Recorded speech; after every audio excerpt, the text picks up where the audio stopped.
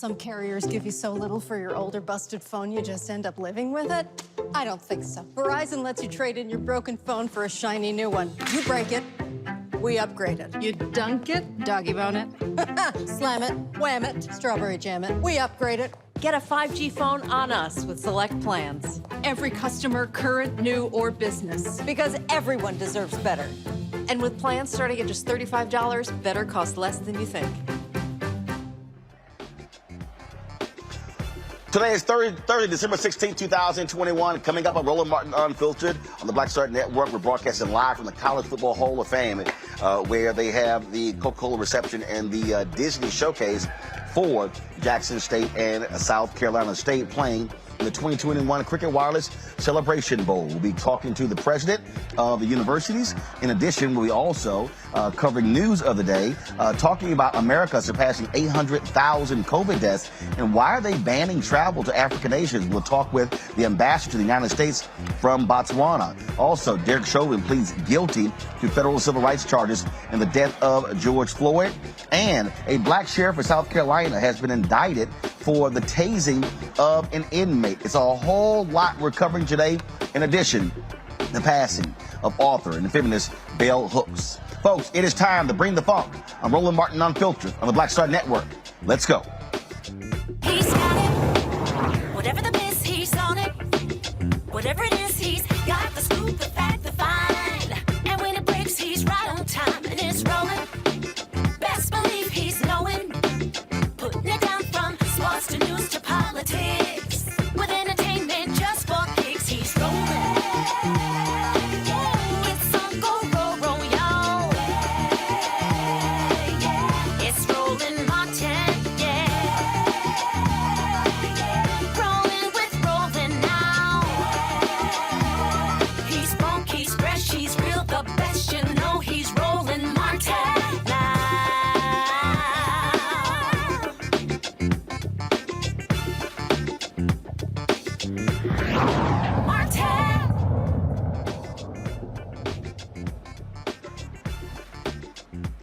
Folks, this is a live look at the College Football Hall of Fame here in Atlanta, where we already had the 2021 Cricket Wireless Celebration Bowl pitting Jackson State, the winner of the SWAC Conference, versus South Carolina State, winner of the MEAC Conference. The game is on Saturday. Festivities began on yesterday, and here Coca-Cola will be holding their reception, and Disney will be holding event as well. We'll be talking to a variety of folks here about what's going on, including Athletic Director of Jackson State. We'll be talking with the president of the university as well as various South Carolina State officials. But first, we want to talk about what's happening around this country. 800,000 Americans have passed away due to COVID. We now have a new strain, Omicron, that is actually speeding all across the world. And the United States made a decision to ban travel from 7 African nations. Now, here's the problem with that. South Africa actually self-reported the Omicron virus, but it wasn't like it was actually originating from there. It was 4 European diplomats who actually came to South Africa who brought the variant there. And so many African nations have been asking, why are they being penalized for doing the right thing, bringing this to the attention of the world? And so they've been challenging the Biden administration. Joining us right now is the ambassador to Botswana, Uncle Kambe Kitso Mokela. He is the ambassador to the United States, again, from Botswana. Hope I pronounced the name correct. You're doing well. I can live with that. That's okay. Good. All right. So let's get right to it. I mean, this is an example of African nations who are doing the right thing, letting the world know what happened, and now for the administration to ban travel to and from these countries, you and others say that is grossly unfair. Yes, we believe so. I think the responsible thing for any country is obviously to report, to ensure that we protect the world. This is not about us, it's about everybody else, and health is for everybody. So yes, we put representation to the American government that we believe the travel ban is unfair. It is costing our countries dearly. COVID in itself has already cost us so much. And when we talk about the cost, it's not just folks traveling there, folks coming here. You also are dealing with the reality that many African nations are still fighting to get a proper number of vaccines to ensure that your residents are properly vaccinated. What is the situation in Botswana right now when it comes to the vaccination of your residents? The sadness was that in the beginning, it was very, very slow. We couldn't get access to vaccine whatsoever. And as a result, we lost a lot of people. But I can say now things have opened up slightly. There are trickles coming in. Botswana sits at around 42% fully vaccinated and around 46% first dose. But we are still waiting on vaccines. And when it comes to, as it relates to this Omicron variant, what are you doing to stem the tide? Like I said, when it was discovered, it was European diplomats who brought it to these African nations. And so a lot of people were under the assumption that, the variant rose from South Africa, from other African nations. That simply was not the case. And so, what has been your response to it? Because it is a lot more dangerous in terms of it's easily spreadable than other variants. We've stepped up our bringing in of vaccines. The only solution for this pandemic is to get your population vaccinated. While the first world is dealing with 5-year-olds to 11-year-olds, we are still grappling with vaccinating 18-year-olds and above. And that is what is really frustrating at the moment. We would like to have our nation fully vaccinated, and we would like to go into booster shots. We would like to go into 12 to 18-year-olds, and we would also like to go down to 5 to 11-year-olds.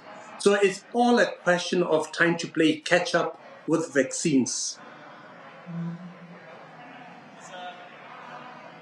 And so what is happening with the United States?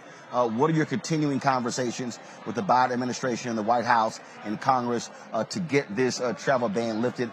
It was, of course, announced on November 26th when this proclamation suspending entry to immigrants and non-immigrants who are at risk of transmitting coronavirus. And so how are those conversations continuing?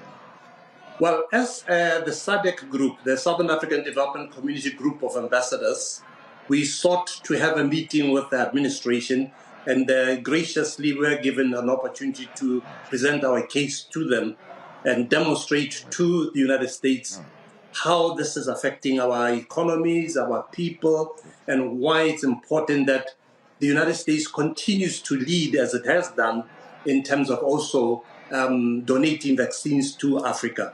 So they have been done a lot in terms of donating, but obviously Africa is a very big continent and very behind in terms of vaccinations. So there are conversations around, please give us access, that's one.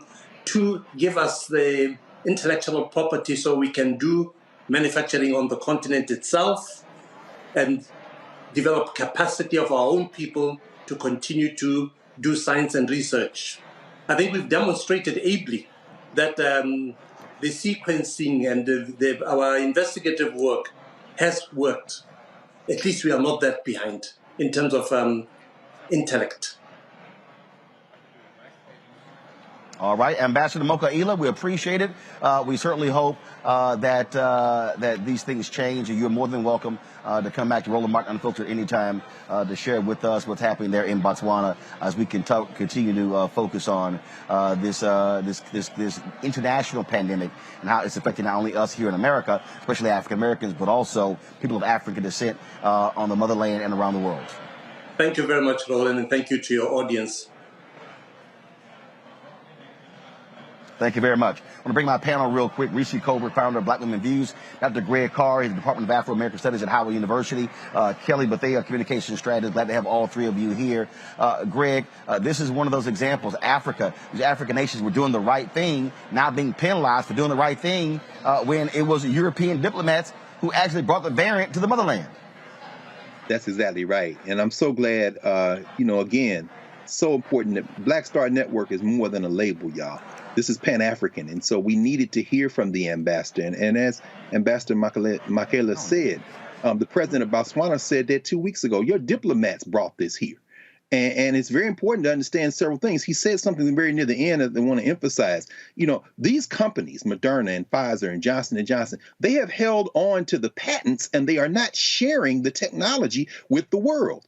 This is inevitable. Anytime you don't have equitable and efficient distribution of vaccines in the world, this was going to happen. Those African scientists, those South African scientists alerted the world they're first in line for travel bans and they are last in line when it comes to vaccines, and they are paying through the nose. And the only other thing I would mention is that Canada is reconsidering its bans. The UK lifted, they took 11 African countries off their red list. The United States needs to get with the program and get these vaccines in the arms of the world. Until everybody is safe, nobody is safe. Reese. Yeah, and I definitely appreciate the ambassador for highlighting that Africa has manufacturing capabilities. They just need access to the intellectual property. It's obvious that they have the intellectual capabilities to do things like sequencing, and that's how it was discovered, not originating in the continent of Africa. So this is an equity issue. This is an environment. This is a justice issue. And as Dr. Carr said, the whole thing with public health is we all have a shared vested interest in seeing to the entire world being vaccinated. I think Botswana has pretty good numbers of 40-something%. That's probably higher than some states in the United States. I mean, you could fact check me on that. But the reality is that the rollout of the vaccine has been very, very, very slow on the continent of Africa. And we need to stop these discriminatory bans that penalize South Africa and South African nations from actually, being transparent about these variants that are emerging. Kelly. I agree with the panel, but more importantly, this is just very insidiously racist for the ban on South Africa to be applied to the globe when, like the doctor said, it was Europeans who brought the new variant to the continent. And the fact that it takes so long for us to close our borders to Europe and Asia, and even parts of South America.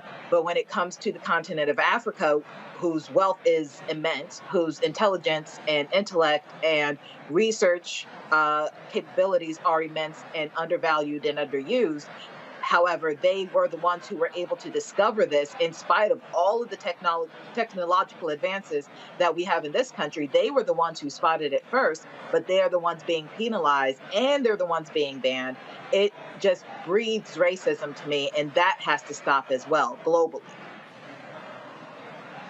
Absolutely. All right, folks, got to go to a break. We come back to the College Football Hall of Fame. We'll talk with the athletic director of Jackson State. They've had one hell of a year, going 11-1. They also just signed the nation's #1 football recruit in the country, sending shockwaves across the nation. We'll talk with him and others as we continue our coverage of the 2021 Cricket Wireless Celebration Bowl here in Atlanta. We'll be back on Roland Martin Unfiltered on the Black Star Network in a moment.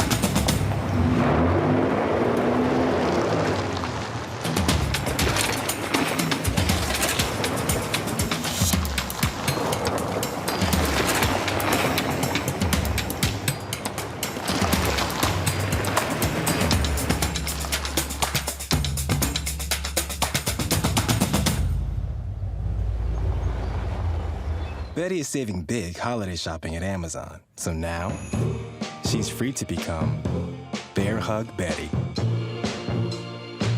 Settle in, kids. You'll be there a while. Ooh, where you going?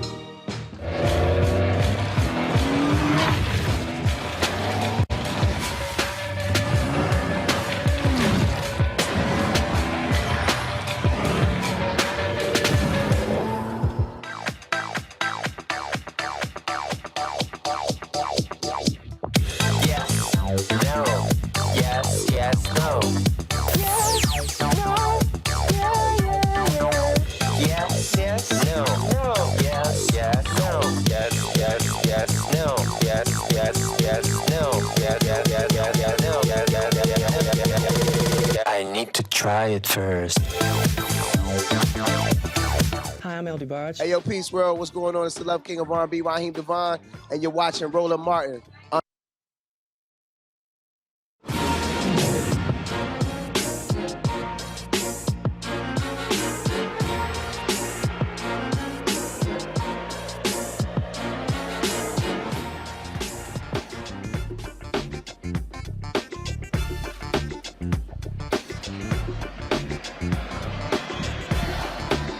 Folks, we are here at the College Football Hall of Fame in Atlanta, where this reception being sponsored by Coca-Cola, our partners this week, as well as the Disney Showcase, is taking place. They are, of course, celebrating Jackson State and South Carolina State, the MEAC and SWAC champions, who are competing in this year's bowl, the 5th bowl, Celebration Bowl, completely sold out for the first time. Joining us right now is somebody who's had, he said, an okay year. Ashley Robinson is the Vice President, Director of Athletics for Jackson State. Glad to have you here. It has been quite a whirlwind for you guys. Obviously, all of the attention that primetime coach Deion Sanders has brought, but also y'all perform on the field, going 11-1, winning the SWAC. Very exciting. Very exciting. It's been an exciting time for Jackson State University. Very exciting time for the athletic department. You know, athletic is the front porch of the university. President Hudson, our leader, does a very good job supporting us. I tell everybody, you know, Roland, it's just prime time in Jackson, Mississippi right now. Coach is doing a really good job changing the culture. But not only is he doing a good job on the field, but off the field as well, growing these young men and young women that work with our program. And that's what I love about Coach. He's all about the community. He's all about growing these young men and women outside of football. And that's what it's all about. We want them to be complete young men and women. Graduation rates are 88%. Very excited about that. So we're doing a great job academically and on the field. So 11-1, big tradition at Jackson State. We're going to continue to build on this tradition and blaze new trails. There were folks were talking about the number of people who were at your last game. Massive amounts of people. And the reality is this here. Success breeds success. And so when teams win, whether you're talking about Jackson State or Texas A&M or LSU or Michigan, fans show up. They give more. They're more excited. And so give us a sense of how that has gone. How has the Jackson State alumni base embraced the athletic department, and not just the football team, but the other sports as well, as a result of this year? You know, alumni has been great. You know, we have over 50,000 alumni. And, you know, we have passionate alumni. They really love Jackson State University. They've done a really good job supporting Jackson State, supporting the athletic department. You know, Jackson State has a rich tradition. You're talking about 4 Hall of Famers, more Hall of Famers than anybody in the state of Mississippi.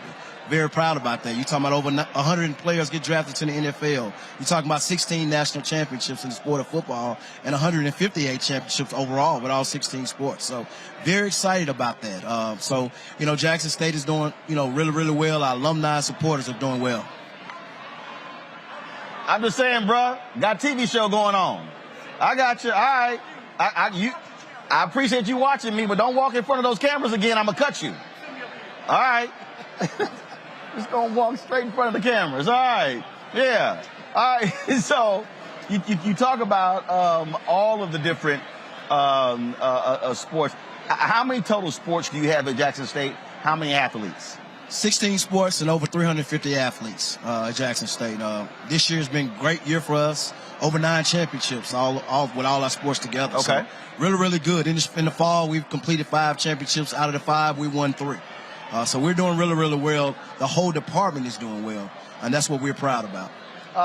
The reality is this year, when you talk about HBCUs, forget sports. You also are dealing with resources, buildings, facilities. One of the things that Coach Sanders has talked about is in terms of, the equipment trucks that are coming. You're talking about your medical staff, all those different things. On the academic side, same thing, the rebuilding of campuses like that. You also are a state university. And so, what is that plan there, that 5-year plan or 10-year plan that you have to really build up and grow the capacity of the facilities of the campus, because you're competing against other universities and they're pouring in millions upon millions of dollars with practice fields and all sorts of things like that? Well, we do have a 5-year plan in place, a 5-year strategic plan, and that's academic prowess. Facilities is one of those, and we're starting to upgrade our facilities now. We're doing facility upgrades in all 16 sports to make sure that our facilities are first class and up to par. And make sure we're leveling the playing field, as Coach Prime said. From a revenue standpoint, this year we done really, really well. We had 3 games over 50,000 supporters and fans that came in to support Jackson State University. Led the FCS in attendance. And when they buying tickets, because right. I got no problem saying it, and I've talked to other HBCUs. It's also a deal where a lot of folk, I was talking to the president of Grambling, the Bayou Classic. A lot of folk want the hookup, and it's like, look, the hookup don't pay bills. That's right. So, look, you're going to buy tickets to come to the game, just as opposed to saying I need the hookup. Absolutely. Everybody wants a winner. But, I try to explain to my alumni and my supporter what it takes to win. Right now we're doing a 5-day challenge now, a Building Champions challenge. We asking over 50,000 alumni to give $100. These first 5 days is celebration time. It's a great time to be a Tiger. We're going to celebrate. We're going to celebrate on the field, off the field, and we're going to charge our alumni and supporters to support us to make sure these student athletes have the best experience at Jackson State University. And that's what it's all about. It's all about these student athletes, and now is the time. Now is really the time to come out and let's support HBCUs. It's all about perception. I'm a person, in order to be great, I think you got to do things that have never been done before. And that's what we're doing here at Jackson State. We're changing the culture. Jackson State has a rich tradition. We're going to continue to build on this tradition and blaze new trails at Jackson State University. So I was engaged in a back and forth yesterday with a Fox Sports radio host who was not particularly happy with the young man, Travis Hunter, who decided to come to Jackson State, #1 rival player in the country. Right. And I asked this of Commissioner Thomas, and he said something where he and I really went at it. Okay. And people have been on his behind all day as a result. And what he did was he questioned HBCUs, said they had inferior athletes, inferior facilities, and said that, in fact, this is the quote to me. This is a tweet to me. HBCU football doesn't have close to the same support athletically, academically, medically, and they play an inferior schedule with inferior teammates. In addition, on football ends, any person would prefer to be a UGA, FSU, TAMU alum for help in the workforce. A lot of folks responded to Doug Gottlieb with that particular comment. So when you talk about perception, that's also what you're dealing with, because all of these people are sitting here going, oh my God, this kid is making a mistake coming to Jackson State, as if HBCU players have not been drafted in the NFL in the first round in the last 5, 10, 20 years. When you look at the tradition, when you're talking about Hall of Famers, majority of your Hall of Famers came from HBCUs. You're talking about the best receiver and the best running back came from HBCUs. Why would a DB or a receiver not want to play for Deion Sanders, the best player of all times? I mean, it's a no-brainer. I mean, any player that plays DB, why would you not want to play for Deion Sanders? And now, I mean, it's a perception of what are they doing? Come check us out. Come support us. Come see what we're doing. But guys like him, first of all, have no concept of HBCUs, because the reality is what you're seeing now, and we've seen this over the last 5 to 10 years, you're seeing on the academic side, you're seeing young folks turn down Harvard, turn down Ivy League schools to go to Howard, to go to Spelman, to go to Morehouse. Look, I was telling the story of my nephew. I'm a Texas A&M graduate. My brother is, my sister is, her husband is, my wife's sister is. There are 5 Aggies in our family. And so all of my nieces and nephews have grown up in the Texas A&M tradition. He went to Prairie View his first couple of years. He said he wanted to transfer to Texas A&M to get his degree in construction management. And he told his mom, he said, hey, you know what? I'm going to go and stay here for about 4 years. And he was talking about the international students who are at Prairie View A&M. So what Ruth Simmons is doing there, what you're seeing happen there. Again, what you see happening at other HBCUs, you're now seeing black students making decisions that they are in their best interest. And that's why I thought the statement that Travis Hunter released was an amazing statement, because he articulated very clearly why he was coming to Jackson State. And I think people are overlooking those words of what he had to say. Right. You know, I said this, Roland, about 2 years ago. I mean, what happens if all 4 and 5 stars come to HBCU? You know, today is an example. You really see people true character. We talk about character, we talk about integrity. I mean, the young man made a decision, and he gave a great answer of why he came to Jackson State University. And we as adults, supporters in the sports world, we should support that, you know. And if you have a problem with HBCUs, come check us out. You know, come see us. We have some of the most amazing students, some of the most amazing coaches, educators at HBCUs. I mean, we have kids, first-generation kids to graduate from HBCUs and go out and do a really, really good job. I'm sorry, people, but times have changed. Right. Now's the time. But it's also a battle. Look, I've spoken at more than 60 HBCUs. Right. Done 18 commencements, 14 HBCUs. I am not presenting a situation where it's perfect. It's nirvana. There are issues. You look at Tennessee State, where they have been, according to a state committee, underfunded to the tune of $544 million. The lawsuit we just saw in Maryland, where they had the settlement of $577 million. In fact, in Mississippi, Alvin Chambers led that fight 20 years ago, the biggest HBCU lawsuit for funding as well. So those things continue.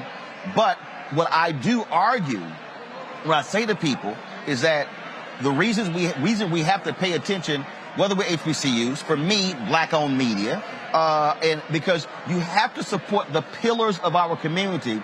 Because if you do not have full, thriving HBCUs, black-owned media, black-owned businesses, you then don't have a community. You've got to have those pillars that keeps the community standing. I agree. You know, for us, it's all about the community. You know, getting out in the community, supporting the community. Most HBCUs are in the community, and they're in the black community, and that's what we do at HBCUs. You know, there's a lot of young men and young women come to HBCUs, and they're the first to graduate in their families. Yep. So you know that's big for them, and they go out and they do really, really well. HBCUs have a special passion. I mean, we're a family environment, and we treat our kids, and we make sure, I tell my kids every day, no, watch what you do every single day, because somebody's watching you, and somebody's taking care of you, and you're not just another person. We teach them about life. When our kids leave HBCUs, they're ready for life. They're ready. They're educated. They've learned a lot of things. When you're talking about what you do after college, we talk about what you do after athletics. And that's what we're doing at HBC. Let's change the culture. And now's the time. It's an exciting time. And there's more to come, Roland. It's more to come. It's more 4 or 5 stars is coming. It's more #1 recruits. It's more to come. This is a trend. And it's coming. This is something I've been asking for a long time. Mm-hmm. And I'm here to show people it can be done at HBCUs. Well, you see Hugh Jackson just hired at Grambling State. You got Eddie George, the head coach at Tennessee State. My buddy Reggie Theus sat on as athletic director, head basketball coach at Bethune-Cookman. Right. Former NBA baller Kenny Anderson is the head coach at Fisk University. And so all of those things are happening. You're absolutely right. And things are happening on the academic side as well. This game here, I was talking to the head coach of South Carolina State last night, and he said, now I know, he said, you know, while all the attention is going, he said, I'm good. He said, but I won a couple of championships, so you still got a game on Saturday. Right. You got all the festivities here, but y'all come here to handle business come Saturday. Absolutely, and that's what it's all about. You know, it's a business. We come here to play some great football. I think both teams have done a really, really good job. Coach at South Carolina State has been there over 20 years. He's a legend. He's done a really, really good job. But I think it's going to be a great game on Saturday. You know, I don't do predictions as much, Roland, but, you know, for me, as long as Jackson State got 1 point more than South Carolina State, I'm okay with that. Well, he did tell me this year. He said that he was one of the folks who fought this bowl game. Right. Because they wanted to go to the FCS playoffs. Right. And he said, damn, I made a mistake. And Commissioner Thomas said this was a 10-year battle to get his commissioners to realize, athletic directors and presidents to realize they weren't making no money in the playoff system, that they needed to come to this bowl game. And the payout for Jackson State and the conferences exceeds more than $1 million for this bowl game. Right. Absolutely. And then the experience. You know, I'm all about the student athletes experience. You know, they've done a really, ESPN, the executive director, John Grant, has done a really, really good job of this bowl experience for these student athletes. I mean, this is big. This is huge. You know, Commissioner Thomas has fought this fight. You know, he's retired. You know, I want to thank him for the things that he's done for HBCUs. He's a legend.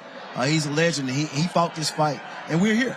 We're here, the only FCS conference that has a bowl game, and you talking about a great experience for these student athletes, great for recruiting, not only for athletics but from an academic standpoint. Right. You know, and I'm gonna tell you, Roland, get ready for halftime because the Sonic Boom on the South, they coming. Well, Bakari Sellers, of course, from South Carolina, he's already made it clear he's a South Carolina State is going to win the halftime. I said, well, we'll see what happens, and so I told John Grant. I said, look, y'all better make sure y'all showing at halftime on ABC. I said, it's going to be some problems because, we live stream the halftime for the MEAC-SWAC Challenge. I said, I'm telling you, John, and John is promising also a huge surprise at halftime. He won't tell me what it is, but he guarantees there's a huge surprise at halftime. I think you're going to like it. It's going to be a big surprise. All right. It's going to be a big surprise. I appreciate it. Congratulations. Good luck. Keep up the great work. On this show, on the Black Star Network, we're huge supporters of HBCUs. Coca-Cola brought us in. We've been live streaming various events all year on these HBCU games. We got lots of stuff we're going to be doing next year as well. And so we appreciate partnering with them, being here as well, showing all the different events taking place. And I want to say thank you for having me. Thanks for what you do for the black community. And thanks for what you do, Roland. I've been watching you a long time. I was in Texas for 12 years. Okay. I was at Prairie View. All right. All the facilities there. So very familiar with you. So I want to say thank you for what you do as well. I appreciate it. Thanks so much. And good luck this weekend. Thank you. All right, folks, got to go to a break. We come back. I'm going to talk to my panel again about how all these white sports writers are now going, who the hell is Jackson State? What's going on? They're all freaking out. And now you got a legislator in Florida who's trying to change the law when it comes to allowing athletes to receive compensation. I wonder if he's a Florida State graduate.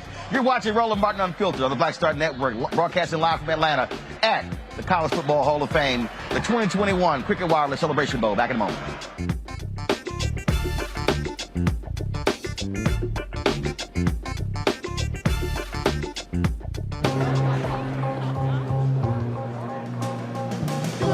Are the stars out tonight?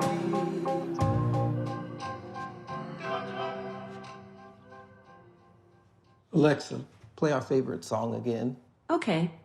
I only have eyes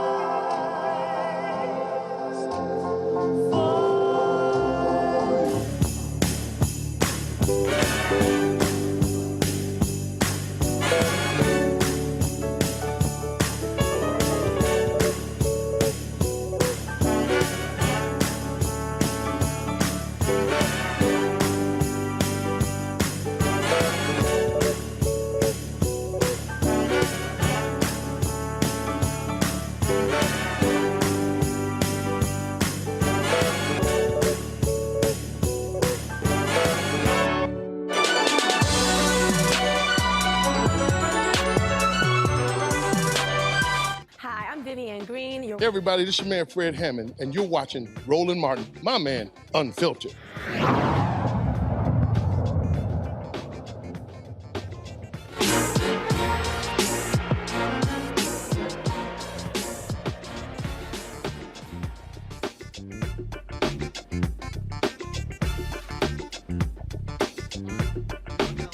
Look inside the football field where the Disney Showcase is taking place tonight for the 2021 Cricket Wireless Celebration Bowl.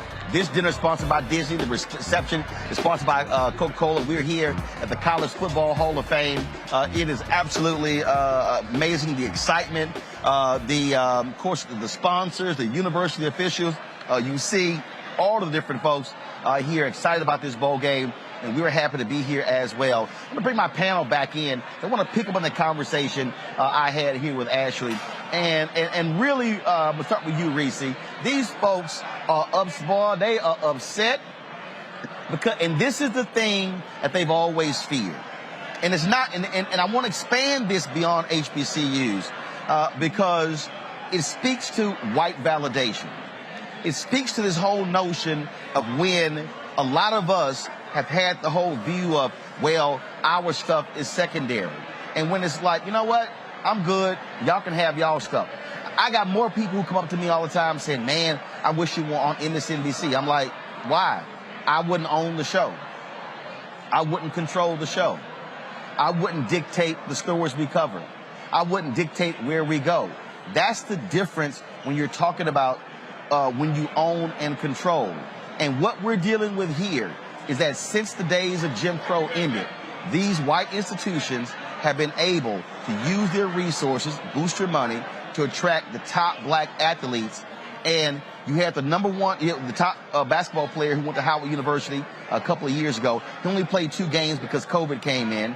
Then he, of course, then applied for the NBA draft. Now you have Travis Hunter Jr., the #1 football player in the country, choosing to go to Jackson State. I believe, before I came on, Alabama State signed 3 4-star recruits. And so we're actually seeing this, and I wouldn't be surprised with this game being on ABC.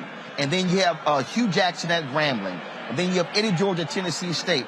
You're going to see more and more of your top black athletes say, you know what, I can still get to the NFL and not have to go to Florida State or Florida or Alabama or Auburn. You know, it's interesting because white people have already tired of this racial reckoning, but black folks have, and we're seeing that with these decisions like the one that Travis Hunter Jr. has made. And there's a glitch in the matrix. They like malfunction, like, what is this? You mean the white gaze isn't all being? You mean our money isn't all being? You mean that there's a deeper tie, a familial tie, a cultural tie, a racial tie that is more appealing than just being out on the fields, tilling the fields essentially for these super rich white schools? They don't know how to react, and so their way of reacting to it is to lash out and to try to denigrate and try to minimize. And then we are even seeing some kind of murmurs, and even some black folks are buying into it with starting rumors like suggesting that Travis Hunter Jr. only signed because of some multi-million-dollar deal, which is a flat-out lie. And so what they always try to do is they always try to diminish the significance of it and try to diminish the stature of black institutions. And I'm so happy to see more and more people reject the framing that white is right and reject the framing that it's all about who has the most eyes, who has the most dollars, and about being where you are celebrated and embraced. And I think life is not getting any easier for black folks in America. And so more and more people are really seeking that solace in that community. And that's what HBCUs undoubtedly provide. And so the people like the Doug jackass that you retweeted or you got into exchange with, they're going to continue to perpetuate the exact reasons why more people are seeking out predominantly black institutions with their blatant racism and their blatant denigration and misunderstanding about what animates black people. So the more that they talk, the more attractive a Jackson State becomes to people like Travis Hunter. But see, here's the deal here, Kelly, that we're dealing with here. This is what happens when you have your black artists who then say, I don't need your record labels. I'm going to be independent. This is what happens when African Americans in other areas begin to say, you know what? I don't need your system. I'm going to do it this way. This comes down to control. Control, which comes down to money. That's what this is all about. On on their end, I absolutely agree with you. But when I chose to go to an HBCU as opposed to a PWI, my main concern was whether I was going to be used or whether I was going to be nurtured.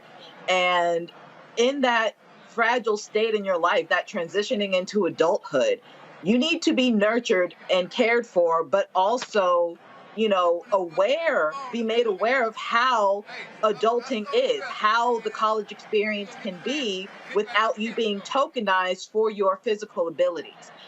PWIs don't know how to do that because they only scout these Black bodies for their Black bodies, and so that they can make money off of these Black bodies. They don't know how to nurture. They know how to use.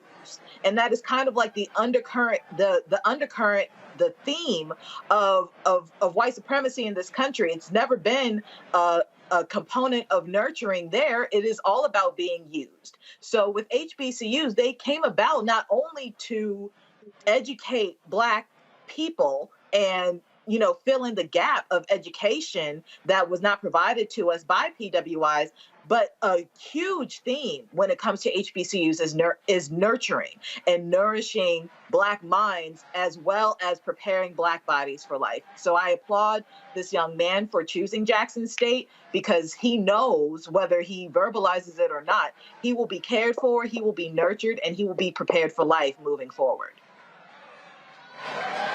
What's happening behind me, folks, you're seeing the arrival of the teams and the players. You have Jackson State who's arriving. You have, of course, South Carolina State who's arriving.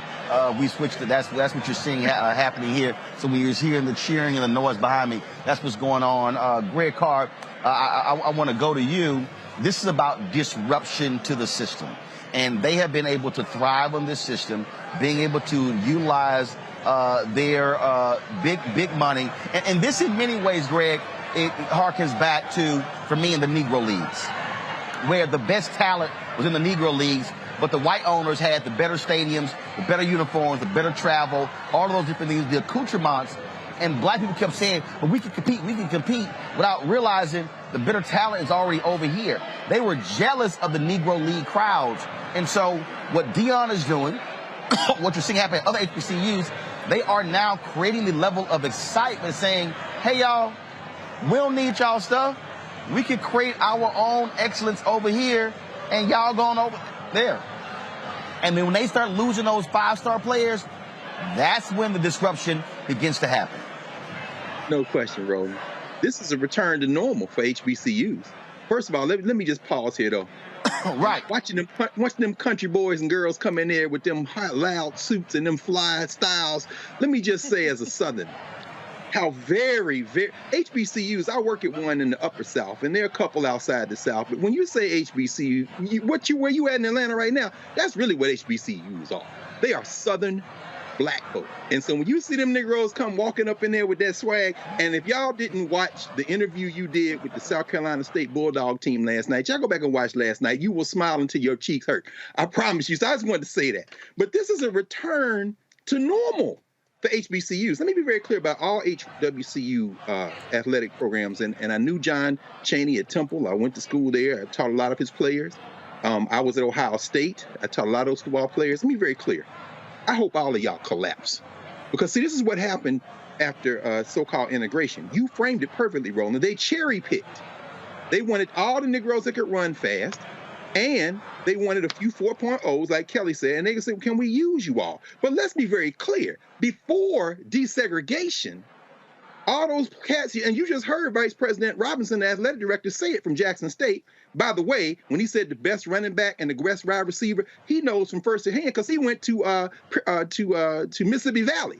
He's a Delta Devil, even though he's working for the Jackson State Tigers now. And of course, the best receiver to ever catch a football, if you count what professionals say, Jerry Rice went to Mississippi Valley, and the best quarterback to ever throw to him was a guy named Willie Satellite Titan. So y'all go look that cat up. So he knows what he's talking about. But my point is this, though.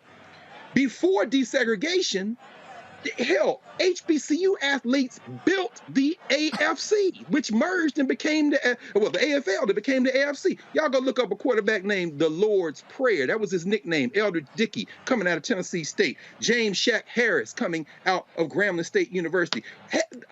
Too Tall Jones, you name it. Claude Humphrey, who just made transition. Again, Tennessee State. My point is this.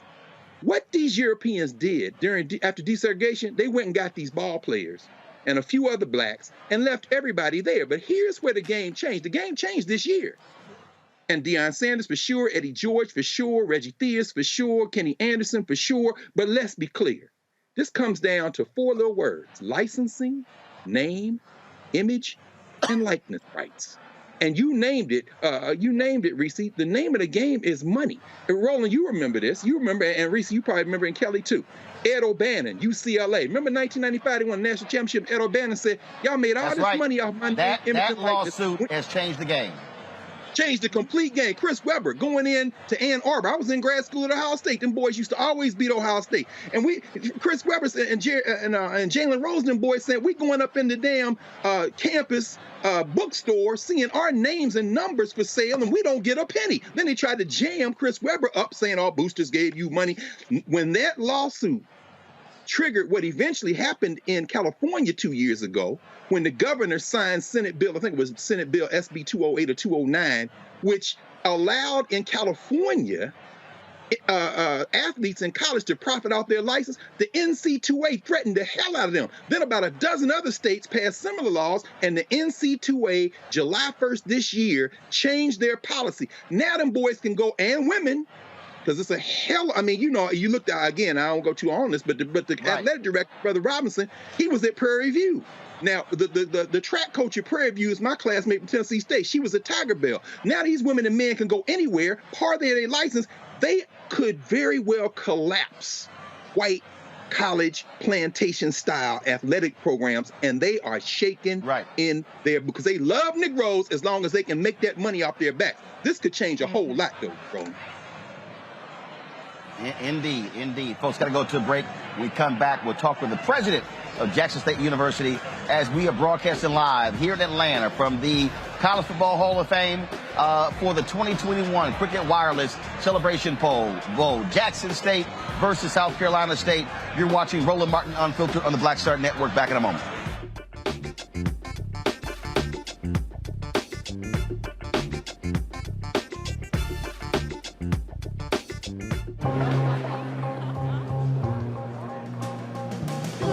Are the stars out tonight?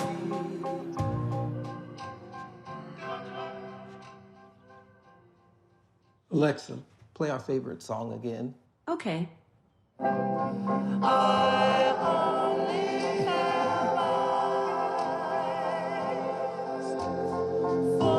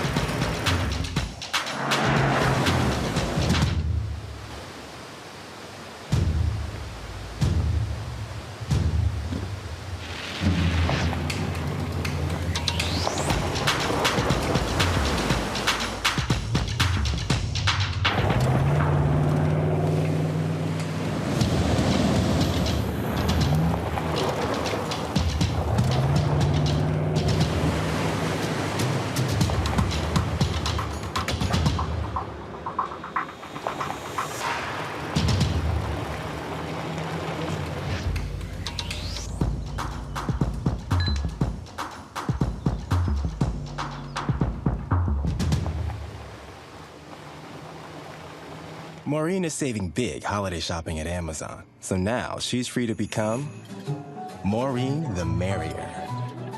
Food is her love language, and she really loves her grandson. Like, really loves. Yo, it's your man Deion Cole from Blackish, and you're watching Roland Martin Unfiltered. Stay woke.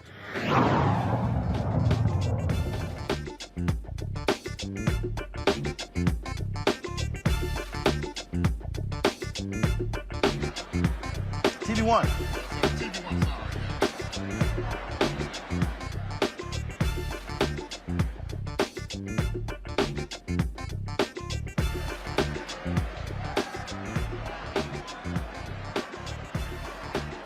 folks, what you're looking at right now is a live look inside. Now go back to the shot, please. You're looking at a live look inside of the football field here in the College Football Hall of Fame. Disney Showcase dinner for the players participating in this game, Jackson State and South Carolina State. You heard Greg Carr referencing all the different looks, the suits and everything of these young brothers as they came in. They are enjoying the bowl game, the bowl festivities this week. This is the 2021 Cricket Wireless Celebration Bowl. We were at the World of Coca-Cola last night where they had the big event there, where, of course, we're now here at the College Football Hall of Fame. All kinds of different things that are going on. This reception being sponsored by Coca-Cola. You have the Disney Showcase. And so it has been fantastic. We told you yesterday our cameras were on the tarmac. Delta sent 2 charter planes, one to Jackson, one to South Carolina, to fly both of the teams here so they wouldn't have to take buses to the bowl game. And so they really are getting, and remember, this is the first bowl game of the bowl season. So all of the attention is on these 2 schools. The game is going to be airing on ABC on Sunday. No, not on ESPN, not on ESPN2, not on ESPN Digital. It's going to be broadcast all across the country for folks to actually see. And I can guarantee you my next guest does not mind the amount of free publicity the university is getting as a result of all of this ball game. So he is the president of Jackson State. Glad to have Thomas Hudson with us. Doc, how you doing? Doing great. How about yourself? Doing good. So you got to feel good, obviously. 11-1 season, all of the attention at your university has been getting with Deion Sanders as your head coach. You guys just signed the #1 recruit in the country. But just your thoughts about what it means for these young men just to experience all of this. A lot of them first time flying on planes. I was talking to them. First time flying on planes. First time really being able to be sort of in this atmosphere. Well, look, it's wonderful when we can offer these opportunities to our student athletes. And I always want to remind people that these are student athletes. They just came off finals last week. Some of the kids were able to graduate last week. So just a wonderful opportunity to be able to provide them with this experience. And it's a result of their hard work. You know, from the university's point of view, these are our ambassadors. These are the kids that you see on the field. They're doing the work on and off the field, and we just couldn't be proud of what they're doing. It's also great to see them. I mean, here you got young men who are 18, 19, 20, right. 21. But many of them were like kids in the candy store last night at Coca-Cola. Right. I mean, you know, just enjoying all of this, just being able to see all of this.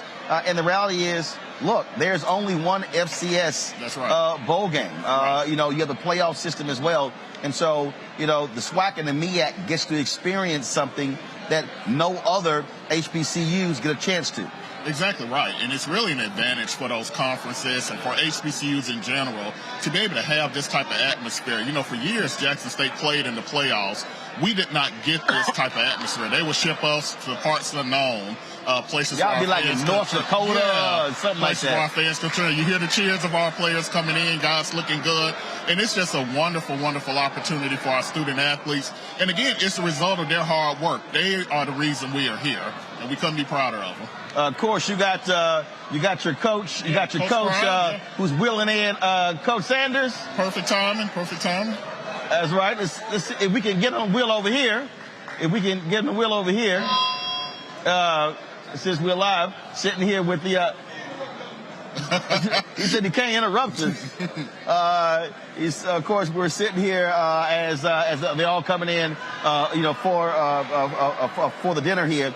Let's also talk about what's happening off the field for Jackson State in terms of, you know, what are you seeing on the enrollment side, on the academic side, are you seeing students who also now look at the university for academics? Well, what you're really seeing is the elevation of Jackson State University, elevation of our brand, our name. You see us everywhere doing positive things. On the enrollment side, you're seeing the elevation and an uptick in enrollment. Just before coming here, I was at a student event over at Charles Drew High School. A large number of students, about 30, who were on the spot admitted to the university. Just that increased interest, and of course with the university, our academic programs, and it really starts there. My first event on Wednesday was a signing of an MOU with Morris Brown. As you know, the Morris Brown story, they're on the way back, reaccredited. We're actually a part of that success by offering them entree into our graduate programs, our master's, specialist, and doctoral programs. So just an overall elevation of Jackson State University and HBCUs in general. We're seeing it with our fundraising. We're seeing it with our grants and contracts. We're seeing it with our enrollment.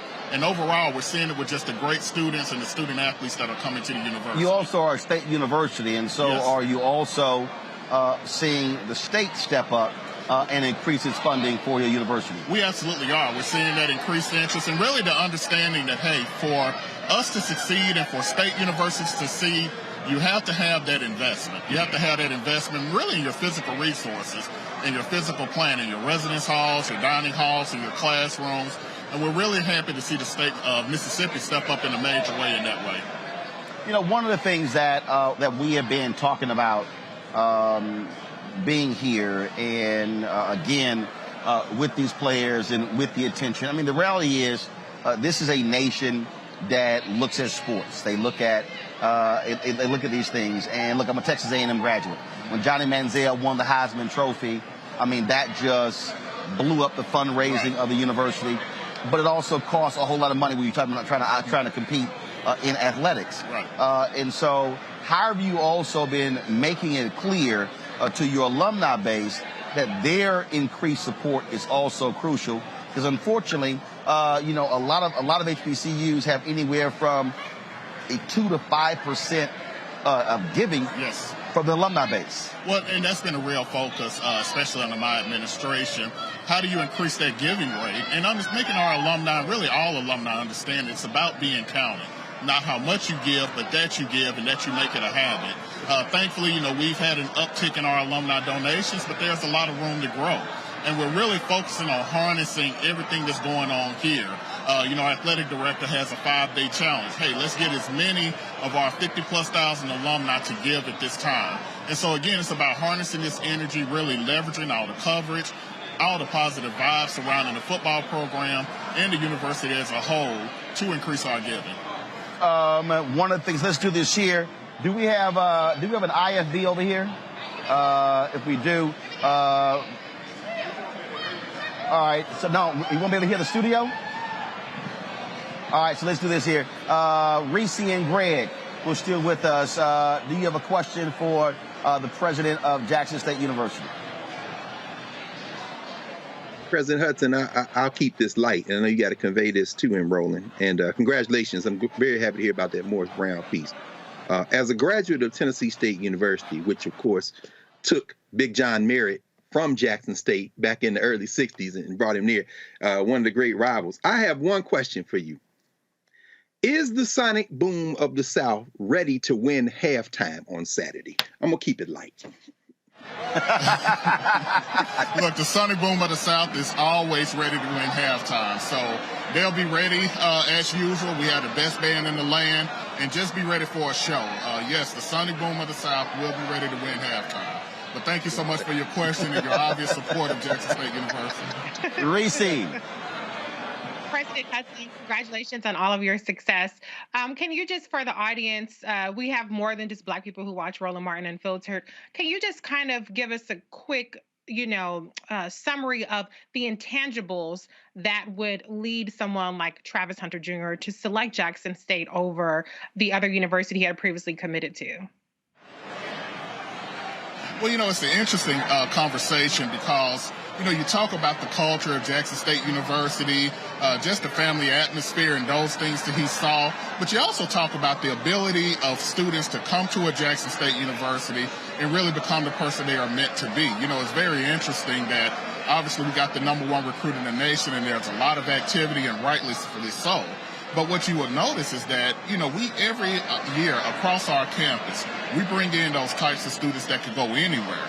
They could go anywhere in the nation. They have scholarships all across the nation, but they're usually engineering students, okay? They're educators. They're those students that aren't often highlighted, but are great jewels that come to Jackson State and really come and find that we're a place, the best match for them, and a place that they can fulfill our dreams. That's all Travis did. Travis looked at Jackson State and said, this is where I was meant to be.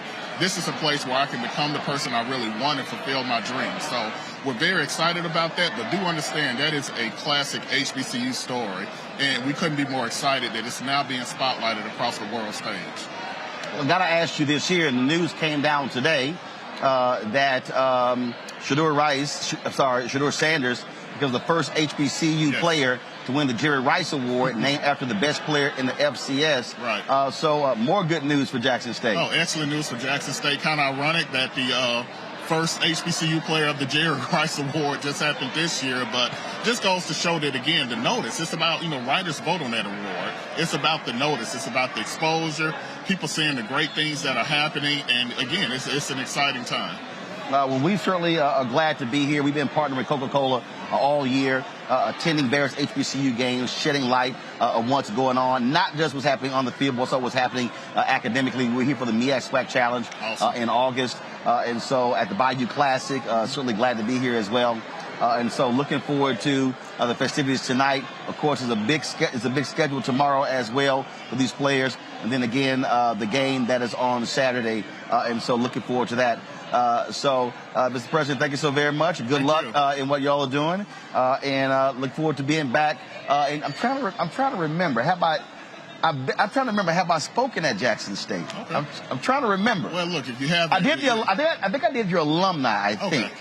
Well, like I say, if you haven't, now here's your invitation. Yeah, You're always welcome on campus. We love to have you come. I did do the South Carolina State graduation. Okay. I did them. And I got an honorary degree from there. So I always got to give them a shout out. But I think I did one of your alumni events. And so, and like I said, I think I've done now 60 HBCUs. And so, try to knock out the rest of them. Hey, good luck with that. I appreciate it.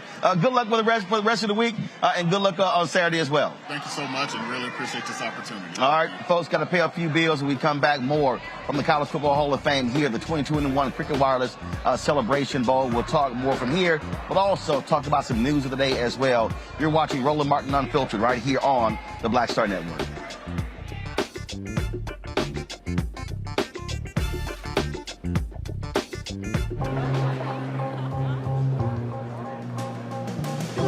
Are the stars out tonight?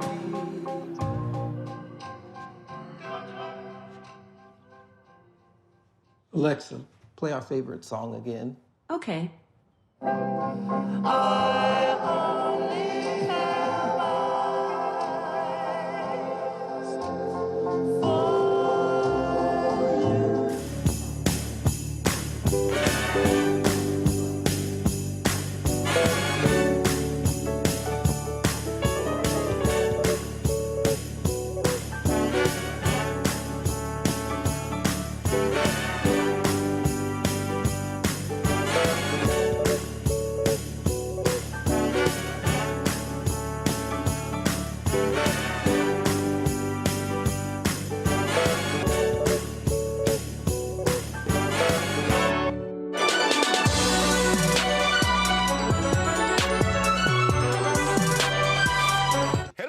I'm Godfrey, and you're watching Roland Martin Unfiltered. And while he's doing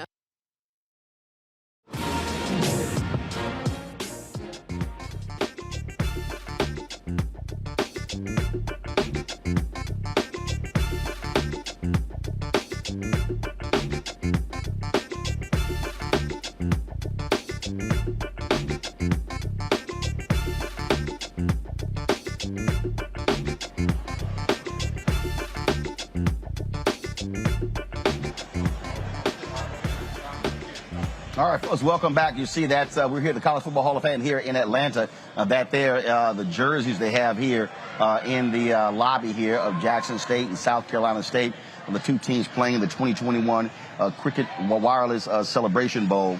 It has been a very good week as we have been here covering all of the events. Got lots more events we're going to be covering tomorrow as well, including both teams visiting the Children's Hospital of Atlanta. That's going to be a roast and toast to the MEAC commissioner.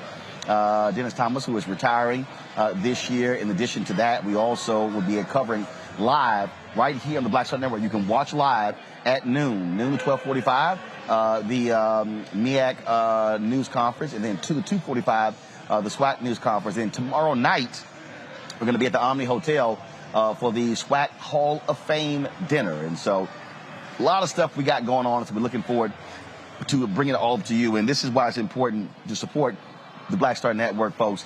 We don't just sit in the office and talk about what other people are doing on the ground here, talking to folks about what is happening. And so that's why this platform is important. We want you to download the Black Star Network app. We're on all available platforms: Android phone, Apple TV, Android TV, Roku, Samsung TV, Amazon Fire Stick, Xbox, you name it, we're on all those platforms. And so we certainly appreciate all of that as well. All right, folks, let's talk about some news. Let's go to Minneapolis, where you have the trial of former Minneapolis police officer Kim Potter taking place, of course, and what's happening there. Prosecutors today rested their case against her. She, of course, is charged in the death of Dante Wright. The defense now has to do their part. A use of force expert said the police officers who stopped Dante Wright were legally bound to arrest him because of a warrant for an outstanding weapons violation. In the car, could there be a gun on him? This isn't just about might this person drive away. So the need to stop it as quickly as possible is the key aspect. Nothing but the taser in that scenario had a likelihood of doing that without a risk of serious injury or death. The continued grapple, if you don't get that done and that car gets in drive, it's going to get bad. And the taser is that unique device that when performing as designed and intended would have put a stop to it, very, very likely in most cases.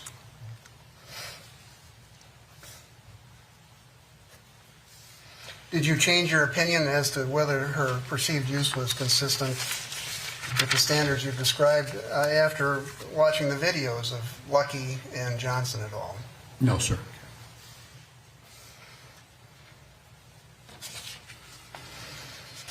What you didn't see in your initial review of the case was Johnson's testimony. Is that correct? That's correct, sir. I saw that last week, I believe. And he was the fellow who was reaching in to stop the car from getting into gear. On the passenger side, yes, sir. Was he at risk of great bodily harm or death if he had not gotten out of that car as quickly as he did? Had the vehicle been put into drive, beyond question. Yesterday, the father of Dante Wright took the stand as a character witness for his son. Take a minute if you need one. Picture of me and Dante. You see how, I was holding him. See how his arm, we had a close relationship. He was me and my wife's first child. And was this picture at your home? Yes. Was this not long before he passed away? This was right before he passed away. And if we could put on the screen Exhibit 3, please. That's already been admitted. Did your son Dante also have a son of his own?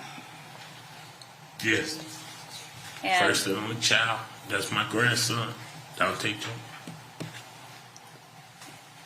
And your grandson's name, you said, is Dante Jr.? Yes. How was it seeing your son Dante as a father? Excuse me. How was it to see your son as a father? Man, to see him as a father, it was like I was so happy for him because he was so happy. He was so happy about Junior.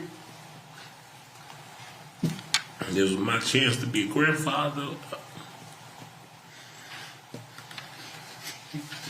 Did they have a close relationship? Yes. And did Dante Jr. spend a lot of time with your family as well? Yeah, Dante Jr., Dante lived with us. Junior was pretty much there every day. And he loved his son. And do you love your son, Dante, a lot as well? A lot. I love Dante. He was loved. Do you miss him? I miss him a lot, every day. Thank you, Your Honor. Kim Potter is expected to take the stand as well to testify in her case. And so we'll be covering that. We're, of course, providing a live stream of these cases as well. Folks, today at the White House, the first African-American who received the Medal of Honor since 9/11 took place. President Joe Biden today awarded the Medal of Honor to a young man who did an amazing job. His name is Alwyn Cash. When they were in Iraq, you might remember the story here where Alwyn Cash saved a number of his fellow members of the military. He was, and this is, I'm just going to read for you. This is the lead from the Philadelphia Tribune. Staff Sergeant Douglas Dodge was dazed and sick to his stomach, still in shock after a roadside bomb blast slammed him and other soldiers against the ceiling of their 27-ton armored vehicle. He had regained consciousness and forced his way to safety, but his friends were still inside, screaming and on fire. Sergeant First Class Alwyn Cash, who had been riding in the front of the Bradley fighting vehicle, appeared out of the darkness. He was wearing a helmet, body armor, and boots, but little else. His camouflage uniform, sopped in fuel, had begun to melt away. What he then did was reach into this burning vehicle on 6 different occasions to rescue those who were trapped inside on October 17, 2005. He died at a Texas burn center. And today, his wife Tamara received the Medal of Honor, the highest honor any member of the military can receive from President Joe Biden in a White House ceremony.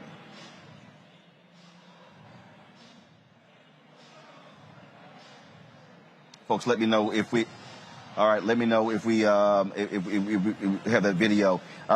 This is one of those honors, Greg, that is always solemn because most of the time those who receive the Medal of Honor actually died as a result of their heroic efforts. But what this brother did was certainly worthy of recognition.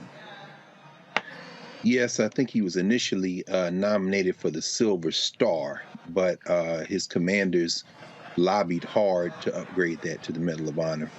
Let me be very clear. War is not the answer. That boy should never been over there, and neither should any of the rest of his comrades. But once they were deployed following orders, and like you said, in October 2005, he rescued his friends, he rescued his fellow soldiers, and he paid for it with his life. He was 35 when he passed. And so when they find the footage and show, we'll see his widow receiving that medal, a Florida boy who enlisted, I think, in maybe 1989, 1990, and was deployed again in an overseas adventure that has cost this country trillions of dollars. Ultimately, they could have gone for other things. But when called on, he served. And if they're going to give these medals out, then damn it, they better give it out. And it's crazy that he is the first in the history of African people in the U.S. military. And we fought on both sides in many wars, beginning with the so-called revolution. We fought actually against George Washington's army because we didn't give a damn who won. We just trying to get free. But in the first time of blacks serving in the military, for him to be the first service person of African descent to get that Medal of Honor, what does that say about the United States military? As many black bodies have been strewn around this country, around the world rather, in service of the American military. Here is some of what today's ceremony from the White House. Each of you know what it means to stare down danger and summon the strength in the moment of trial. We're grateful for all that you three have done, so many more. And the family of Sergeant First Class Alwyn Chase has been 16 years. This has been 16 years in coming. Representative Murphy, Representative Walz, thank you for your efforts, the continued efforts, along with the team, Sergeant Cash, his commanders, Commander-in-Arms, his medical team, and the family, who worked with such dedication over so many years to make this recognition possible. October 17th, 2005, Sergeant Cash was commanding a Bradley fighting vehicle on night patrol in Iraq. They came under enemy fire. An improvised explosive device detonated, igniting the vehicle's fuel and engulfing it in flames. Sergeant extracted himself and without hesitation turned back to the vehicle to help free the driver and extinguish flames on the driver. In the process, Sergeant First Class Cash uniform, drenched in fuel, caught fire, causing severe burns. Patrol was still taking enemy fire, but Cash thought only of his fellow soldiers trapped in the troop compartment. So he pushed his own pain aside to return to the burning vehicle and pulled 4 soldiers free. 4 more. At this point, with the 2nd and 3rd degree burns covering almost 75% of his body, his uniform mostly burned away. The sergeant saw there were still 2 soldiers and their interpreter unaccounted for. So he went back into the inferno for a 3rd time and got everyone out of that inferno. That was his code. His love for his 3rd Infantry Division ran deep. No soldier was going to be left behind on his watch. When helicopters began to arrive, he insisted that his troops be evacuated before he would go. Later, at Brooke Army Medical Center in Texas, where he and other members of his team were taken for treatment, when he regained the ability to speak, his first thoughts were for his units. He asked, first thing, how are my boys? How are my boys? Alwyn Cash was a soldier, a warrior who literally walked through fire for his troops. Sergeant succumbed to his injuries in November 8, 2005, surrounded by those he loved and loved him. He was a hero. He was a beloved son and brother, a proud husband and a father of 3 children. Sergeant Cash and his family gave everything for our country. Their devotion to his memory, their years working to make sure that his courage and selflessness were properly documented and honored, is a testament to the love he inspired and the legacy he left behind. Sergeant First Class Cash is now the 7th individual to receive a Medal of Honor for his actions in Operation Iraqi Freedom, and the first African American to receive it since the Vietnam War. And Tamara, Alexis, Casanal, I'm so honored to award your husband, your dad, your brother, the recognition that he earned. I know it's tough. As honored as you are, it's got to be tough to be here today. He'll be remembered. He'll be remembered forever. Sergeant First Class Christopher Solis was an Army Ranger through and through with 175. The Rangers lead the way. On July 12th, 2018, nearing the end of the 5th deployment, Sergeant Solis was leading an operation in the Patika province of Afghanistan, not a very friendly place, to clear the area of enemy forces. Attacked and pinned down by a large force, the sergeant exposed himself to the enemy fire in order to retrieve a heavy weapon system that allowed his team to fight back and reach the secure location. During the firefight, a member of his team was critically wounded as they called for medical evacuation. But as the rescue helicopter arrived and began taking fire as well, the sergeant knew it was critical to get his wounded teammate loaded and treated. So he once again, knowingly and willingly, stepped into the enemy's crosshairs. Sergeant Solis used his body as a shield for the aircraft and his crew against the heavy incoming fire. The helicopter began to take off, and he put himself directly between the cockpit and the enemy, ensuring the aircraft could depart and sustaining what would prove to be a mortal wound. He knew he was hit, but he waved for the aircrew to depart without him. In the face of extreme danger, he placed the safety of his team and his crew above his own. I can offer no better encapsulation than the words of the U.S. Army ambulance pilot in command that day. He said, quote, "Courage to me is putting your life on the line to save the life of another, as demonstrated by Sergeant First Class Chris Solis, who died protecting my crew, end of quote. Christopher Solis was courage made flesh. Today, we add his name to the elite vanguard of American warriors who generation after generation have strengthened and inspired our nation with their unwavering bravery and service. His legacy lives on. The lives he saved, the teammates he mentored, and the memories he made with his beloved wife, Katie, and especially in their precious daughter, Shannon. Thank you for sharing your dad with our country, Shannon. We'll never forget the debt that we owe you and your whole family. August 28, 2013, then Staff Sergeant Earl Pumley was snapping a quick photo with members of his unit at Forward Operation Base Ghazni in Afghanistan. Then insurgents turned out detonated a 400-pound car bomb that blew open a 60-foot wide breach in the perimeter. Folks, the first African-American awarded the Congressional Medal of Honor, the Presidential Medal of Honor since Vietnam.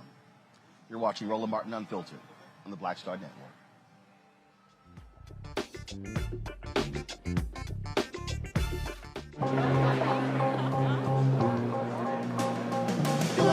Are the stars out tonight?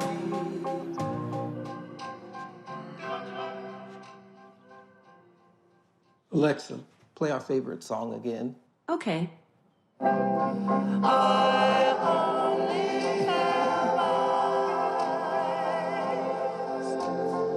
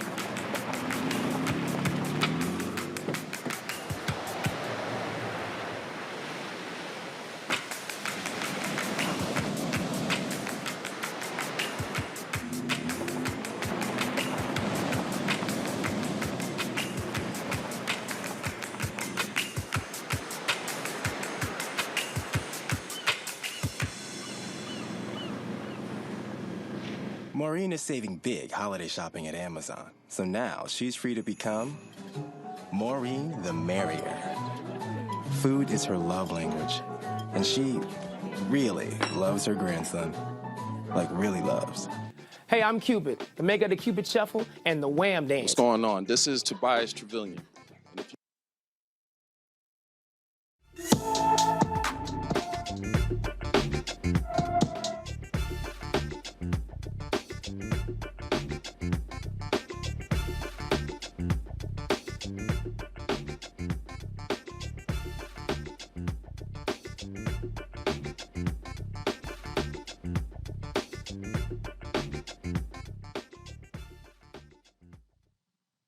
Who every day. All right, can y'all hear me? Thank you. Now you got me. All right, folks. Every day we focus on someone who is black and missing. Christopher Demetrius Grasty hasn't been seen since October 20th after leaving Cape Fear Medical Center in Fayetteville, North Carolina. The 36-year-old is 6 feet tall, weighs 190 pounds, with black blonde hair and brown eyes. He has 2 tattoos, the names Nasty Grasty and Love Me or Leave Me Alone on his neck. He is believed to be suffering from dementia or some other cognitive impairment. Anyone with information should call the Fayetteville Police Department at 910-433-1529, 910-433-1529. Voting rights continues to be a significant issue as civil rights activists press President Joe Biden and the Senate Democrats to do something to pass the For the People Act and the John Lewis Act to stop the voter suppression laws being passed by Republicans all across the country. Senator Chuck Schumer insists Democrats will get this done before the 2022 election. Continue working to bring the Senate to a position where we can move forward on Build Back Better. Senate Democrats have spent the past few weeks engaged in a separate discussion on addressing another critical and urgent priority, protecting the right to vote and safeguarding our elections. Yesterday, I joined with a number of my colleagues in detailed conversations about how the Senate will get voting rights done in time for the 2022 elections, including advancing the Freedom to Vote Act and the John Lewis Voting Rights Act. In state after state, Republican-led legislatures are approving the most draconian voter registration laws that we've seen since segregation, and they're doing it on an entirely partisan basis. Let me repeat that. Republicans at the state level are passing the most egregious restrictions on voting rights that we have seen since segregation, and they are doing it on an entirely partisan basis. Senate Democrats are working to find a path forward to respond to these attacks by passing legislation like the Freedom to Vote Act and the Voting Rights Advancement Act. Part of that conversation involves finding ways to restore the Senate so it can once again work as it's supposed to, as it has worked for generations before the gridlock of the past decade or so. These conversations are ongoing. The fight to protect voting rights is far from over in the Senate.